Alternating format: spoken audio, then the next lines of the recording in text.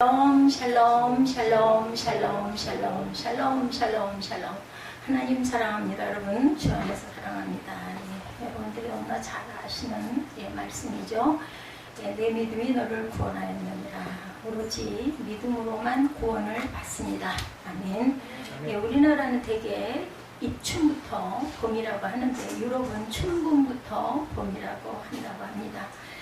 춘분은 태양의 중심이 춘분점 위에 왔을 때로서 낮과 밤의 길이가 같아지는 때죠. 바로 그 춘분부터 땅을 일구고 화청은 파종을 하고 곡식은 씨 뿌릴 준비를 한다고 하죠. 따라서 춘분이 지났다는 말은 봄이 기뻤다 이런 뜻이겠죠. 주위를 둘러보면 죽은 것 같았던 자연의 변화, 우리 봄이 되면서 그 전부터는 2월달부터 보면은 이렇게 마른 가지 끝에 살짝 연두색이 물드는 것을 제가 보고 참 걸 보면 생명의 신비가 정말 기가 막히구나 이런 걸 많이 느낍니다. 그런데 이제 그것이 이렇게 눈으로 보여질 때 사람들은 봄이 왔구나 했는데 그것을 영적인 눈으로 바라보면 일찌감치 하나님의 섭리와 하나님의 사랑과 하나님의 뜻이 보인다라는 거죠. 단연 으뜸 그 정신없이 피워질 꽃들 그런 가운데 녹음은 우거집니다. 몹없이 변함없이 절대로 다르지 않게 항상 일어나죠. 자연만 변하고 성숙하는 것이 아니라 신앙에도 이렇게 변화와 성숙이 있고 그 단계가 반드시 있다라는 것. 우리가 눈에 보여지는 아까 그 대표 기도자 기도하신 것처럼 귀로만 듣다가 이제는 눈으로 하나님을 배웁니다. 욥의 그 고백이 저와 여러분의 고백이 되시기 바랍니다. 요한일서 2장 12절부터 14절은 신앙의 단계를 다음과 같이 설명합니다. 요한일서 2장 14절입니다. 아이들아 내가 너에게 쓴 것은 너희가 아버지를 알았으며 아비들아 내가 너에게 쓴 것은 너희가 태초부터 계신 이를 알았으며 청년들아 내가 너에게 쓴 것은 너희가 강하고 하나님의 말씀이 너희 안에 거하시며 너희가 흉악한 자를 이기었습니다. 이 세상이나 세상에 있는 것들을 사랑하지 말라. 누구든지 세상을 사랑하면 아버지의 사랑이 그 안에 있지 아니하니 이는 세상에 있는 모든 것이 육신의 정욕과 안목의 정욕과 이생의 자랑이니 다 아버지께로부터 온 것이 아니요 세상으로부터 온 것이다 이렇게 말씀하죠. 그래서 17절에 보면 이 세상도 정욕도 지나가되 오직 하나님의 뜻을 행하는 자는 영원히 거한다. 이렇게 요한일서 2장 14절에서 17절까지 제가 말씀을 읽어드릴 때 얼른 찾으셔서 함께 합독을 하시거나 기록을 하시면 은혜가 배가 될 줄 믿습니다. 첫째, 아이의 단계. 하나님의 자녀로 소속과 신분은 변화되지만 겉으로 드러나는 것은 믿지 않는 사람과 크게 달라지지 않은 그러한 단계가 있죠. 두 번째 무슨 단계? 청년의 단계. 오늘 요한일서 2장 말씀에 하나님의 아버지실 뿐 아니라 주시고 왕이라는 것을 깨닫고 고백을 합니다. 내주하시는 성령을 경험하죠. 직분을 받아 몸으로 물질로 봉사하고 충성하는 단계, 청년들의 단계입니다.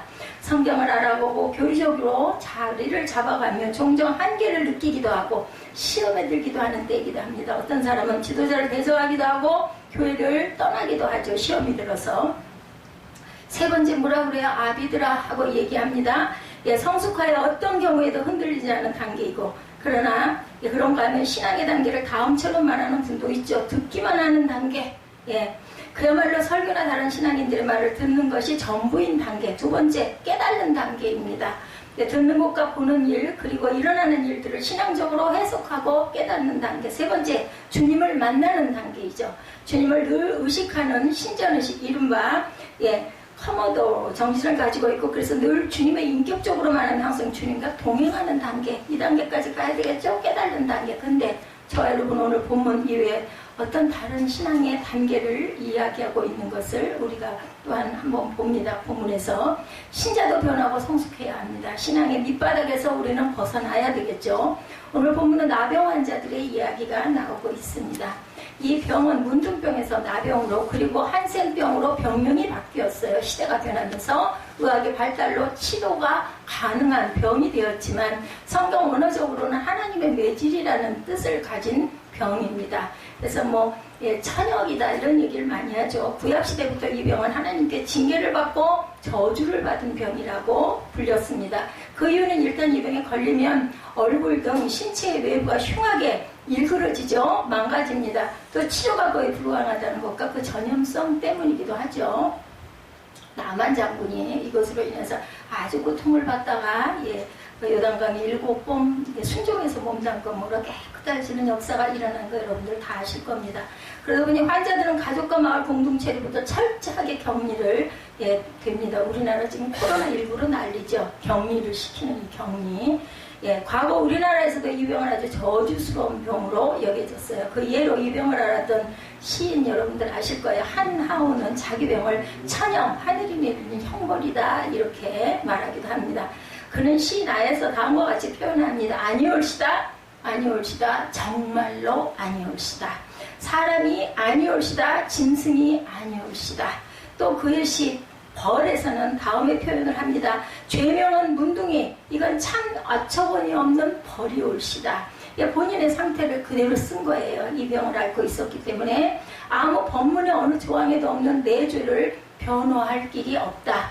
죄명은 문둥이, 이건 참 어처구니 없는 벌이 올시다. 이 고백을 하면서 얼마나 가슴이 아팠을까요? 그죠?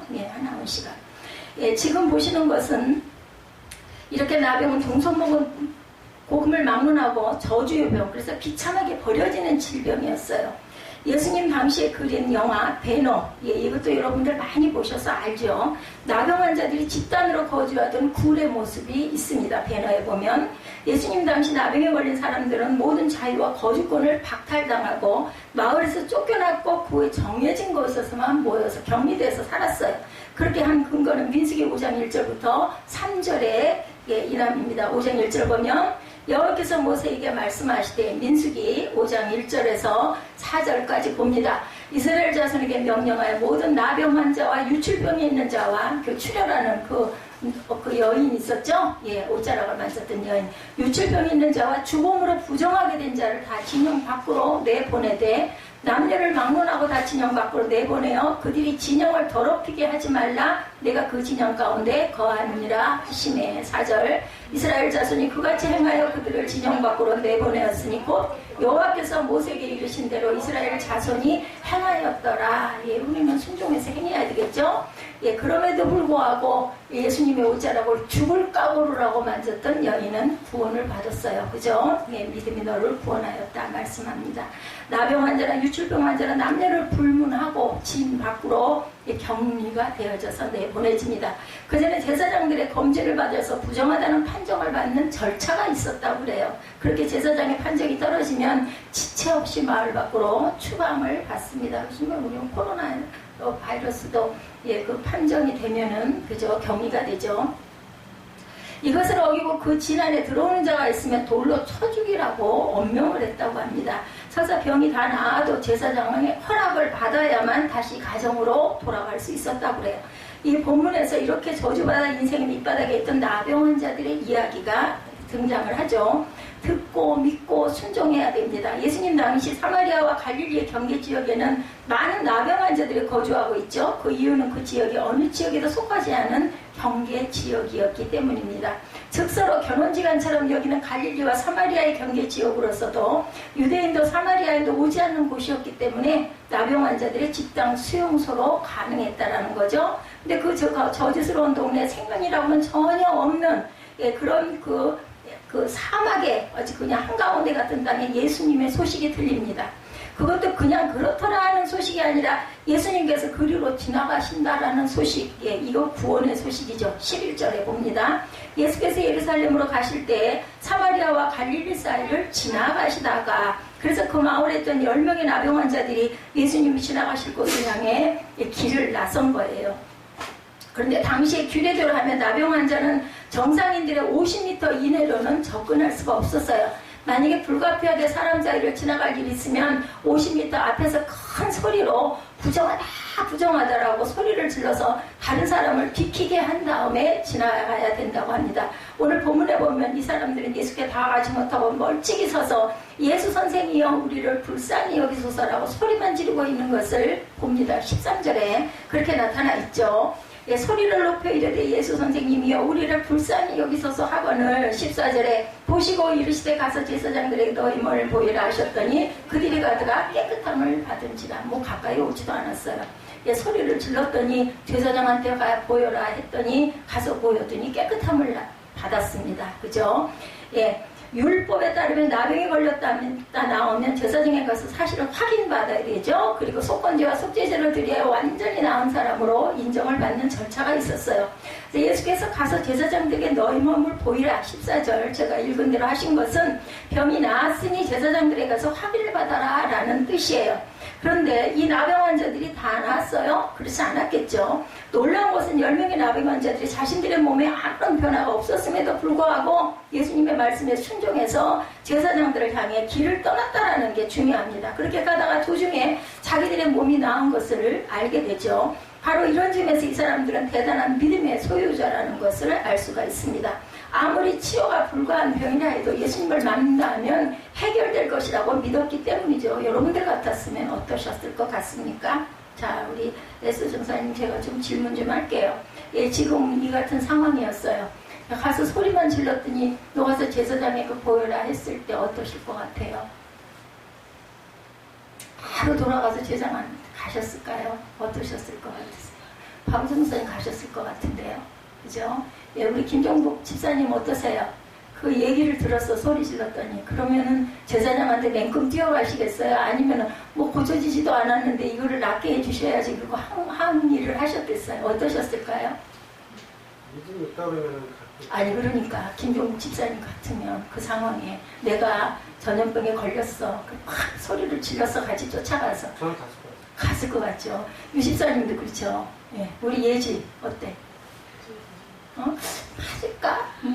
말도 안 돼. 이랬을까? 저도 그래요. 예. 아니어도 뭐 이판사판. 그죠? 가서 보여야 되잖아요. 쫓아가겠죠. 아니지는 않을 것 같아요. 어차피 그 시대에는 이 병이 낫질 않기 때문에 누가복음 5장에 한 나병 환자의 기록이 있습니다. 그가 예수님께 나와 엎드린 후에 주여 원하시면 나를 깨끗하게 하실 수 있나이다. 5장 12절에 누가복음 예, 말하죠. 그것을 보신 예수님이 내가 원하니 깨끗함을 받아라 하셨고 곧바로 그는 고침을 받았다. 5장 13절에 이렇게 나와요. 아마도 이 소문이 널리 퍼지지 않았을까. 갈릴리와 사마리아 경계 지역 나병 환자들의 마을에까지 들렸을 것이고 그것을 들은 이 10사람의 환자들이 믿었겠죠. 우리도 가서 무조건 만나자. 그러면 고침을 받 기적이 일어난 거예요. 한마디로 얘기해서. 우리도 예수님을 만나지. 예수님을 만나면 우리의 병도 고침을 받을 것이다. 이 믿음이 저와 여러분에게도 필요합니다. 코로나 바이러스도 마찬가지죠. 네, 주님 저도 성숙하고 경건한 사람처럼 되게 하여 주옵소서. 저 사람이 은혜 받은 것처럼 저도 은혜를 받게 하여 주옵소서. 저 사람이 저렇게 아주 굳게 뭘 보고 믿는지 모르지만 믿는 것처럼 나도 그 믿음이 되게 해 주옵소서 하고 변화를 시켜 주옵소서 하고 기도가 필요할 겁니다. 지난주에 말씀드렸죠. 금요 철야 때 사건. 아무래도 내일 가가지고 검진을 좀 받아야 될 것 같다고. 그래요. 좀 가서 검진을 좀 받아보세요. 그리고 예배 중에 기도 중에 아니다 라는 확신이 있어서 전 선포를 했습니다. 무조건 참 어떻게 보면 무모하죠. 뭘 안다고. 그죠? 근데 그걸 받더라고요. 그러면 안 갈 거예요. 그러더라고요. 그랬더니 아무 문제가 일어나지 않았습니다. 그죠? 이런 믿음으로 주님께 나아가는 것이 어떨 때는 때로는 담대하게 뭐 의학적으로 어떻고 뭐 과학적으로 어떻고 이거 따지지 마세요. 예, 기도했을 때 마음에 확신이 오고 기쁨이 오고 막 몸이 날아갈 것 같죠. 그럴 때는 막 힘이 생깁니다. 나도 알 수 없는 그럴 때는 성령께서 우리에게 임하시는 것이다. 믿고 믿음으로 일어서시기 바랍니다. 주님의 역사와 치료와 변화가 바로 그런 사람들에게 일어난다는 게 중요한 건 뭐예요? 우리가 어떤 질병에 걸려 있어. 그 요인이 있어. 이럴 때도 나는 하나님이 지키시는 하나님의 자녀이니까 나는 반드시 이거는 겪고 일어난다. 이 마음이 가장 중요합니다. 두 번째로 이 사람들은 대단한 순종의 소유자들이었다. 이제 소문을 들었어요. 나도 그렇게 해가지고 고쳐야 되겠다고 달려간 거죠. 10사람만 있었겠습니까? 그 시절에 그 문둥병자들이 더 많았겠죠. 근데 여기 10명이 쫓아간 거예요. 그러니까 열심히 있는 자들이 쫓아갔죠. 천국은 어떤 자들일 것이에요? 침노하는 자들일 것이에요. 침노한 거예요. 이 10사람이. 두 번째로 이 사람들은 대단한 순종의 소유자였다. 예수께서 10명의 나병 환자들에게 가서 제사장들에게 너의 몸을 보여라. 오늘 보면 14절에 하신 것처럼 말씀하실 때 그들의 몸에는 아무런 변화가 없었어요. 누가 그랬어요? 나만 장군 7번 요단강에 몸을 담거라. 6번을 담궈도 조금씩 변화가 있어야 뭘 할 거 아니겠냐. 근데 아무런 변화가 없었죠. 근데 7번 딱 담그고 나니까 몸의 피부가 아기살결처럼 깨끗해졌다라고 합니다. 또 생각나는 게 있어요. 여리고성 무너질 때 조금씩 기울어진 게 아니에요. 그죠? 하라는 대로 했더니 마지막에 나팔을 불고 보니까 와르르 무너졌다. 하나님의 역사는 바로 이렇습니다. 그러니까 뭐예요? 끝까지 믿어야 된다는 거죠. 예수께서 가라사대라고 말씀합니다. 그것도 제사장에게 가라고 이렇게 말씀합니다. 나은 것을 확인받으러 가라는 뜻이죠. 이 말씀은 받아들이기가 쉽지 않습니다. 지금 그들의 병이 그대로 있기 때문에 여러분들 이 말씀의 뜻이 무엇일까요? 그대로 있다 할지라도 선포하시라. 제가 자꾸 얘기하죠. 입술로 고백해라. 우리 예지에게도 우리 예지가 참 기특한 게 있더라고요. 제가 어제도 잠깐 이 카톡으로 물어봤어요. 예지야 요즘엔 좀 어떠니? 좀 괜찮니? 그랬더니 저는 정상이에요. 다 나았어요. 이렇게 얘기를 해서 아이고 하나님의 은혜다. 하나님께 영광 돌려 하나님께 감사해야 되겠다. 근데 거기에 대한 답은 없더라고요. 저는 지극히 정상이에요 하고 얘기를 해서 참 담대하구나 감사하다는 생각이 들었어요. 제목이 되리라고 믿습니다. 아멘. 지금 그들의 몸에 아무런 변화가 없죠. 그런데도 이 사람들은 주님의 말씀에 순종해서 제사장에게 갑니다. 그렇게 순종하여 가는 도중에 고침을 받았다. 순종하지 않는 사람은 하나님의 은혜를 입을 수가 없다라는 것 잊지 마시기 바랍니다. 은혜의 문 앞에까지는 갈 수 있어도 그 문을 열 수가 없다. 끝까지 믿어야 됩니다. 눈에 보이는 것도 없고 손에 잡히는 것도 없고 그죠? 여두 목사님이 말씀 두고 쓰시죠. 우리는 눈에 보이는 것 없고 손에 잡히는 게 없어도 믿고 가야 된다. 순종의 은혜의 문을 여는 열쇠가 된다는 것을 절대 잊지 마시기 바랍니다. 그것이 설령 아유 그런 게 어딨어 이런 마음이 설령 든다 할지라도 담대히 믿고 그대로 행하시기 바랍니다. 그러므로 주님과 그 말씀에 순종해서 저와 여러분에게도 놀라운 일들이 일어나기를 주님의 이름으로 축원합니다. 이렇게 인생 밑바닥에서 예수님에 관한 말을 듣고 그 주님에게로 갔고 순종한 것도 대단한 일인데 그것이 끝이 아니었죠. 그 다음에 감사해야 되는 거. 감사 꼭 잊지 마시기 바랍니다. 10명의 나방한 자들이 제사장에로 가던 중 그 길에서 깨끗함을 받았어요. 그죠? 그 순간 그들은 얼마나 기뻤을까. 심각한 병에 걸렸다가 그때는 지금의 한센병이 아니죠. 천역이다 해가지고 걸리기만 하면 죽어 격리시켜 그러면서 그냥 살가지고 떨어져 나가고 패이고 그죠? 뚝뚝 떨어져 나가고 그게 죽는데 깨끗함을 받았으니 얼마나 기가 막히겠어요.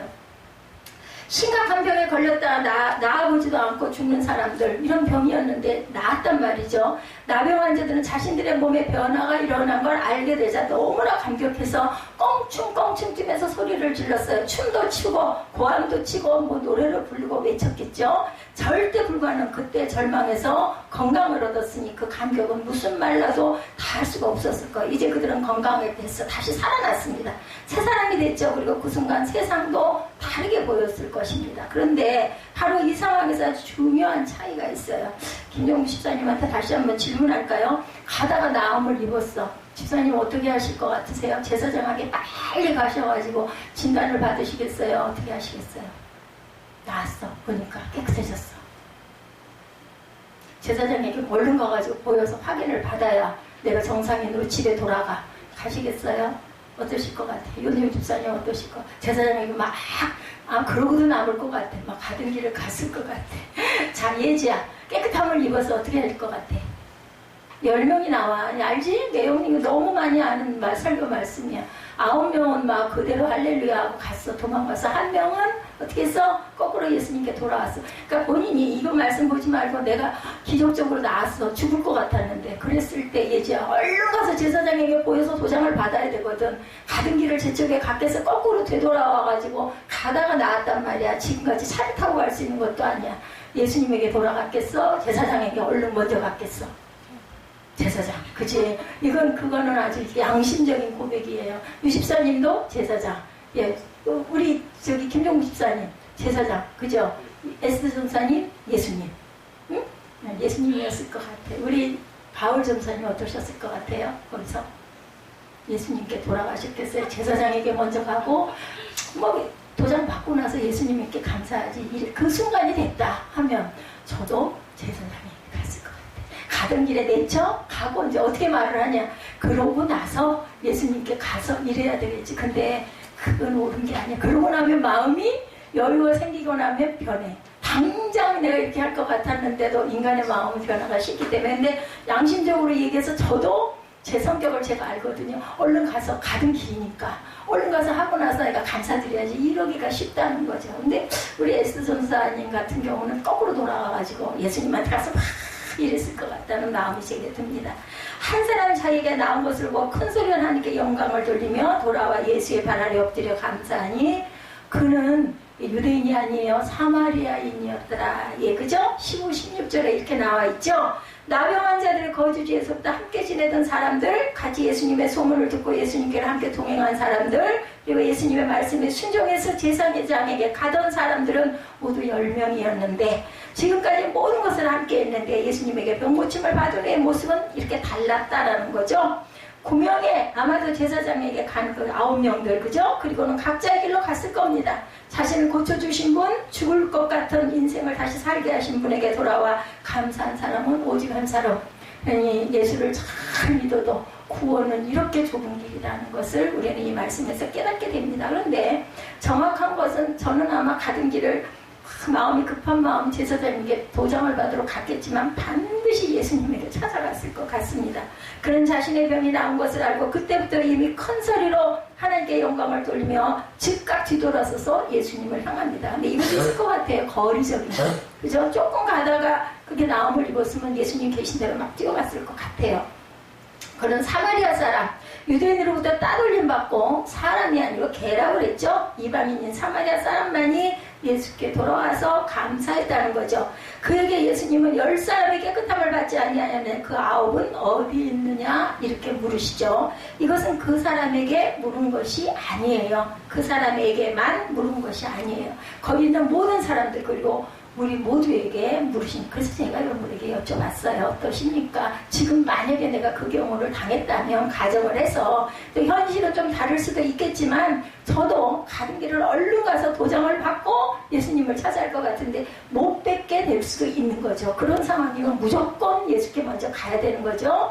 10명 가운데 9명 90%의 사람들이 하나님의 백성이라는 유대인들이 병고침 받은 것에 대해서 그것도 죽음의 병, 나병으로부터 나음을 입었음에도 불구하고 자신들을 고쳐주신 주님께 감사의 표시를 하지 않았어요. 그 이유가 문제예요. 그죠?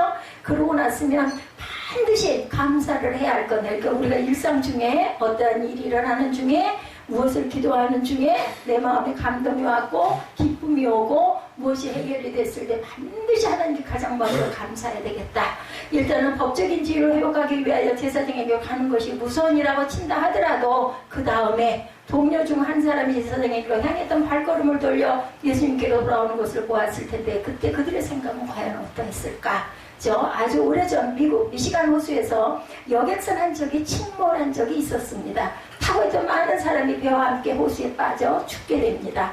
그런데 당시 노스웨스트 대학의 학생이고 수영선수였던 한 사람이 사력을 다해서 23명을 구했다고 그래요. 대단한 일이죠. 그 후 수십 년이 지나 R.A. 토레이 박사가 LA에서 설교를 하던 중에 이 사건을 언급하면서 그때 그 청년의 용기와 사랑을 칭찬합니다. 그런데 그 설교가 끝난 후 한 노인이 토레이 목사님을 찾아옵니다. 그는 바로 설교 중에 이야기한 그 젊은이였다 그래요. 토레이 목사님은 그 사실을 알고 깜짝 놀라면서 물으십니다. 그 사건을 통해 가장 인상에 남은 것이 무엇입니까? 그러자 노인이 대답을 합니다. 단 한 사람도 고맙다는 말을 하지 않았습니다. 생명을 걸고 23명이나 구해주었지만 구원이 아니죠. 구해주었지만 그중 단 한 사람도 감사하지 않아서 그것이 평생 섭섭했습니다. 라고 말을 하더라는 거죠. 예수님이 자신에게 감사하지 않은 9명에게 섭섭하셨다는 기록은 없어요. 그죠? 그때 나병이 얼마나 무섭고 저주스러운 병인지 아는 우리로서는 그 저주에서 자신을 살려준 주님에 대해 감사하지 않은 것은 쉽게 이해가 되지 않습니다. 왜 그들은 감사하지 않았을까? 그죠? 자신들이 병 고침받은 것이 상상할 수 없는 복이자 하늘의 신비에 속하는 일이라는 것을 안다면 어떻게 감사하지가 않을 수가 있었을까? 혹시 대부분의 사람들처럼 일단 자기가 원한 바를 얻고 나면 쉽게 잊어버리고 많은 인간의 보편적인 속성 때문이었을까? 그것도 아니라 아니라면 이왕 나왔으니 내가 조금 전까지 나병 환자였다는 것을 철저하게 감추고 싶으셨어요. 이럴 수도 있을 것 같아요. 그 이유를 여러분들은 무엇이라고 생각하십니까? 무엇이었을까요? 저는 이 말씀을 묵상하면서 오늘날의 교회의 생각을 조금 했어요. 지금이 아니라 이 말씀 묵상을 하면서 이런 일이 일어나면 안 되겠지만 조금 더 이렇게 이제 심해지다 보면 좋아지리라고 믿습니다만은 이제 교회를 나가게 되는 것을 아주 그저 이제 철저하게 막는 사건들이 생겨서 교회 나가는 자들에게 뭐 어떤 벌금이나 어떤 그 불이익을 준다 뭐 이런 것들이 혹여 나가게 있게 된다면 여기에 앉아 계신 분들은 과연 예배를 드리러 교회를 오실 것인지 아니면 각자 그냥 인터넷 예배를 드리겠습니다 하고 말게 될 것인지 그 생각이 언뜻 제가 스치더라고요. 아까 찬양할 때도 그렇고 그러다 보니 이 예배가 정말 귀하거나 언제 이게 좋아지는 쪽으로 돌아가야 할 건데 최악의 경우 이런 나쁜 상황 그래서 그렇게 우리 지방에 계속해서 글들이 올라오고 하는 게 아마 그래서 그랬던 것 같아요. 아예 이제는 5명 뭐 예배 드려라 50명 예배 드려라 뭐 기본 뭐 인원들 몇 명만 영상 찍는 인원들 몇 명만 드려라 지방에서들은 그런 얘기들을 하더라고요. 10번이라도 하루 종일이라도 소수 뭐 예를 들면은 뭐 200명 성도들이 있으면 20명씩이라도 10번에 걸쳐서라도 주일 예배를 드리겠다. 이렇게라도 허락을 해라 뭐 이런 말도 많이 올라오고 이렇습니다. 참 하나님의 은혜로 이게 참 좋은 은혜는 아닐 수 있지만 우리는 그렇게 큰 인원이 아니기 때문에 아무 상관없지라고 생각을 했는데 이제는 그런 사람을 뭐 예를 들어 누군가가 신고를 하면 뭐 요즘에 그 교통에 대한 거 신고들 많이 하잖아요. 뭐 장애자 자리에다 차를 세웠다거나 대지 말아야 할 자리에 주차를 하면 그 번호 신고하면 그대로 그냥 딱지가 날아가는 것처럼 이런 일들이 일어나면 안 되겠지만 만약에 그렇게 된다면 얼마나 우리가 지금 예배드린 이 순간이 감사한가. 그냥 오늘따라 그렇게 그냥 찬양이 너무너무 감사하고 대표 기도하시는 우리 기도하시는 그 전도사님 기도도 또 너무너무 감사하고 성경 말씀이 아닌 것이 하나도 없어서 역시 그 성경 말씀이 많이 마음 안에 기록되어 있는 분들은 기도가 많이 다르구나. 우리는 막 준비해가지고 보면서 기도를 하는데 안 보고도 기도할 수 있는 은혜도 얼마나 감사하고 사마리아 사람인 그는 어떻게 해서 되돌아올 수가 있었을까? 그에게는 도달할 집이 없어서 반겨줄 가족이 없어서였을까? 아니겠죠? 오늘 본문은 그가 큰 소리로 하나님께 영광을 돌리며 돌아와 예수의 발 아래 엎드려 감사했다. 15, 6절에 기록되어 있습니다. 이 말은 그가 비록 사마리아 사람이고 나병 환자일지라도 하나님을 알고 믿는 사람이었다라는 뜻입니다. 그래서 자신에게 일어난 놀라운 일이 하나님으로 말미암은 줄 알고 하나님께 영광을 돌렸겠죠. 이 사람이 예수님 앞에 엎드는 것으로 봐 예수님의 사랑과 능력을 알고 그것에 대해 진심으로 존경과 감사를 드리는 사람이었다는 것을 알 수 있습니다. 이것을 통해 알 수 있는 것은 결국 하나님을 잘 모르는 사람은 감사하지 않는다라는 거죠. 아이고 요행이 나왔네, 아이고 요행이 피했네 이렇게 생각하기가 쉽다라는 겁니다. 하나님의 능력과 놀라운 사랑을 믿지 않는 사람들은 감사하지 않는다라는 것. 두 번째, 자신들이 유대인이라는 것, 비록 나병 환자로서 죽는 것보다 못한 삶을 살았다 해도 자존심을 붙잡고 살아가는 사람들은 감사할 줄 모른다는 거예요. 유대인이든 로마이든 헬라인이든 누구든 죽은 것과 다름없는 인생이었는데 주님이 살려주셨다는 것을 진심으로 인정하는 사람이라면 어찌 감사하지 않을 수가 있을까? 여러분들은 주님이 얼마나 영광스러운 하나님인지를 알고 계시죠? 아멘. 그리고 여러분 자신이 저주받은 인생이라는 것과 그런 여러분을 주님께서 살려주신 것을 인정하시죠? 아멘. 주님을 만나기 전에 삶이 인생의 밑바닥이었던 것을 인정하지 않는 사람은 감사하지 않습니다. 여러분들은 과연 어떻습니까? 오늘 본문에서 가장 중요한 말씀은 아직 남아있습니다. 19절입니다. 그에게 이르시되 일어나 가라 내 믿음이 너를 구원하였느니라. 오늘 제목이죠. 내 믿음이 너를 구원하였느니라. 구명의 유대인들은 육체적 병은 고침받았지만 영혼 구원은 받지 못했다라는 거. 우리 한 번은 죽습니다. 아무리 병이 낫는다 하더라도. 제가 이 코로나19 사건으로 인해서 그 수요 예배 금요 철야 때 우리 에스더 전사님한테 그 얘기를 아주 열심히 뭐 마음이 하나님의 그 영으로 온 말씀이기 때문에 막 선포를 하다시피 했습니다. 왜 그렇게 그런 걸 그렇게 연연해하고 염려하고 근심하냐. 염려 근심 되죠. 안 될 수가 없죠. 그러면서 제가 생각을 한 게 나는 이만큼 살고 건강도 이렇게 나쁘고 하다 보니까 뭐 천국이든 땅이든 아무 상관없어. 이제는 뭐 여한도 없어. 이런 마음일까라도 모두 생각을 해봤습니다. 제가 선포한 말씀은 그것이에요. 구원 받았으면 됐지. 이거는 우리의 소관이 아니다. 물론 조심해야 되죠. 최선을 다해서 지킬 걸 지켜야 합니다. 그죠? 하라는 걸 해야 됩니다. 위생도 철저히 깨끗이 해야 되고, 많은 사람이 있는데 막 가서 섞이면 안 되고, 거리도 둬야 되고, 마스크도 열심히 써야 되고, 손 소독도 열심히 해야 됩니다. 그럼에도 불구하고 걸리는 경우도 있습니다. 무엇을 어떻게 왔든 간에. 그래서 제가 그랬어요. 이게 지금 지뢰밭인 걸 알기 때문에 안 가요. 거기 갈 사람은 없어요. 근데 이거는 보이지 않는 지뢰밭이에요. 어디를 가든 어떻게 있든 간에 걸릴 수밖에 없으면 걸리는 거. 우리는 그저 하나님께 내 영혼을, 내 육신은 어차피 한 번은 썩어서 없어지잖아요. 맡기고 가자. 예, 살아 있어야 할 사람은 살아 있을 것이고, 그럼에도 불구하고 갈 수밖에 없는 경험은 가야 됩니다. 그러니까 어느 곳에나 우리는 생명을 가지고 있으니 땅에 있든 천국에 가든 그저 감사합시다. 그리고 기도하고 찬양합시다. 제가 그렇게 얘기를 했습니다. 정말로 그 마음이 저는 들었어요. 조심할 건 조심하되 그 나머지의 것은 내 소관이 아니에요. 염려한다고 키를 한 잔나 더 할 수 있습니까? 아니죠. 지난번에 제가 새벽 예배 때 우리 유집사님 때문에 그랬던 것 같아요. 아니 그게 다 취소가 됐대. 그거 오지 말라고 그랬다라고 하는 데다 대고 내가 그냥 부드럽게 얘기를 해야 되는데 뭘 그런 걸 갖고 그러느냐고 제가 나온 거죠. 마음에 이제 그런 부분이 그게 많이 고여 있었기 때문에 그런 거예요. 그러고 나서 또 옳구나 싶은 생각이 들더라고요. 염려가 돼서 그런 걸 가지고 제가 부드럽게 이렇게 쓰다듬으면서 얘기를 해야 되는데 그 염려 뭐하러 그렇게 걱정을 해. 걱정한다고 뭐 달라질 게 있느냐. 저기 맞는 말이에요. 그런데 우리가 권면할 때는 한 방법이 중요합니다. 예, 먼저 뭐하고 오늘 우리 일부 예배 때 그런 얘기가 있었죠. 예, 먼저 위로하고 그리고는 그 부분에 대한 것을 바로잡아 줄 필요가 있다. 오늘 본문 결론으로 말하는 것은 이 사마리아인이 보여주는 것으로 감사할 수밖에 없는 신앙, 주님이 누군지를 알기에 주님을 만나기 전 자신이 어떠한지를 알았기에 돌아와 감사할 수밖에 없는 그 신앙이 구원받을 만한 신앙이라는 것.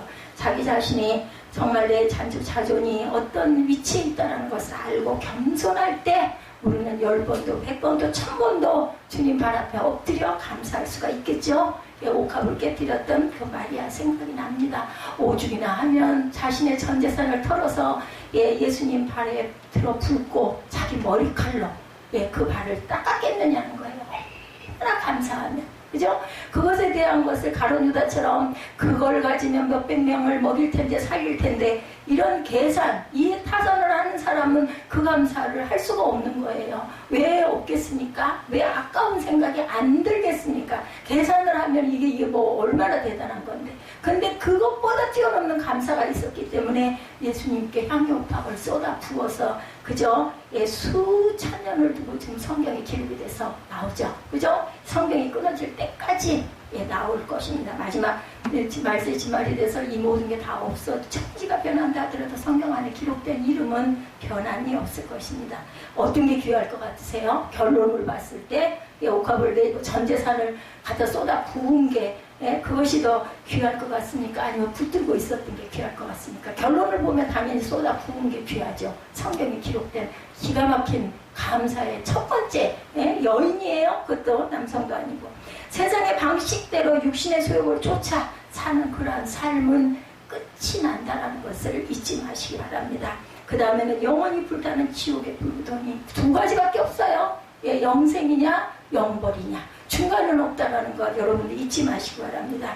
믿음보다 순종보다 어렵고 힘든 것 감사가 정말 안 해도 되는 거예요. 감사는 나 이제 목적을 달성했으니까. 근데 이 감사가 여러분들 영혼을 살린다는 것. 그래 어떻게 돼요? 영혼이 잘된 같이 범사에 잘되며 강건한 축복이 언제 영원토록 이어진다는 것을 잊지 않는 저와 여러분 되시기 바랍니다. 어느 잡지에 다음과 같은 토픽 기사가 실렸어요. 미국 캘리포니아주에 사는 한 여성이 남편을 팔겠다라는 신문 광고를 냈습니다.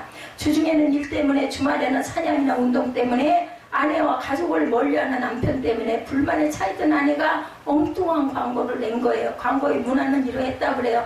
남편을 염가로 양도함. 사냥 도구와 골프채 및 개 한 마리는 덤으로 드림. 이것을 보고 흥미를 가진 여성들로부터 60여 통의 전화가 왔다고 합니다.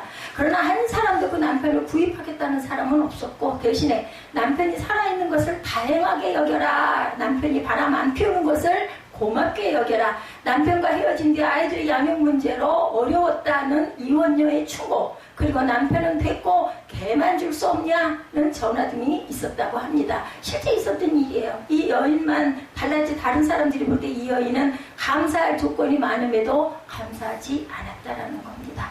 그리스의 유명한 법학자인 라이피 콥스가 말하기를, 감사할 줄 모르는 자들에 대하여 벌을 주는 법을 만들지 아니한 까닭은 하나님께서 감사할 줄 모르는 사람에게 지금 벌을 내리고 있기 때문이다, 이렇게 얘기했다고 합니다. 이 세상에 어떤 법도 감사하지 않는다고 벌을 주지는 않습니다. 또 범사에 감사하라고 한 성경조차도 감사하지 않는다고 해서 벌을 준다고 말하지는 않습니다. 그러나 하나님은 감사하지 않는 사람을 당신의 방법으로 징계하십니다. 여러분들 감사할 때 어떠시던가요?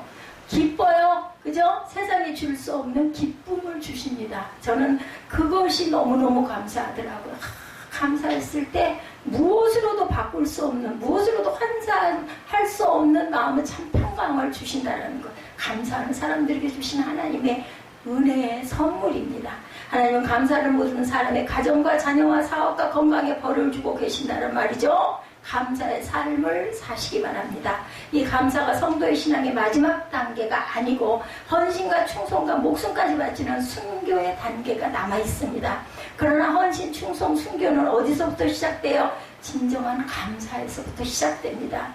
그래서 오늘 본문은 충성과 순교의 단계까지는 아니더라도 감사의 단계까지 가는 것만도 결코 쉽지 않다. 왜냐하면 겨우 10%의 사람만이 진정한 감사의 삶을 산다는 것을 보여주었죠. 그러므로 감사의 삶을 사시기 바랍니다. 그것을 주님께서 기뻐하시죠. 왜 감사해야 된다고요? 나병 환자와 같은 우리를 주님이 만나주셨기 때문이고, 우리를 새롭게 해주시고 살려주시고 또한 새 생명을 주셨어요. 그 한 사람이 돌아온 한 사람에게는 내 믿음이 너를 뭐라고 해요? 구원하였다라고 해요. 나병에서 고쳐진 것뿐만이 아니라 영생의 구원을 주신 하나님. 그 후에도 주님은 우리의 부르짖음에 대답을 해 주시죠. 우리의 몸과 인생을 치유해 주십니다. 그러므로 모든 일에 대해서 항상 언제? 범사에 감사하시기 바랍니다. 세 번째, 감사하고 성숙이 됩니다. 예, 믿음이 중요하죠. 예수 그리스도께서 누구신지, 무엇을 하실 수 있는지, 그리고 저와 여러분이 가진 바로 그 문제, 나병처럼 불가능한 문제까지도 해결해 줄 수 있는 분이라는 것을 믿는 믿음이 중요합니다. 그러나 믿음만 가지고는 안 되겠죠. 아직 병이 그대로지만 그래도 나을 것이라는 말씀에 순종해서 제사장에게 달려가는 행함이 있는 순종이 반드시 필요합니다. 홍해바다가 갈라질 것이니까 먼저 발을 내밀어라 하실 때 그 말씀에 순종해서 발을 바다에 내디딜 때 하나님의 역사가 일어나죠. 요단에서 그랬죠. 오늘 보면은 이 믿음보다 순종보다 하나님께서 기뻐하시는 것이 있는데 그것은 바로 감사라는 거죠. 예수께서 나병 환자와 같은 우리를 만나주시고 우리의 부르짖음에 응답해 주시고 우리를 치유해 주시고 새롭게 하시고 하나님께 영광을 돌리는 사람 되게 해주신 것을 감사하는 것이 성숙한 신앙의 모습이라는 것. 저와 여러분은 감사의 삶을 살고 계시는 줄로 믿습니다. 감사와 관련해서 세 종류의 사람이 있다고 하죠. 감사할 이유가 있어도 감사하지 않는 사람, 감사할 이유가 있어야 감사하는 사람, 감사할 이유가 없어도 감사하는 사람. 그죠? 여러분은 과연 어디에 속해 계십니까?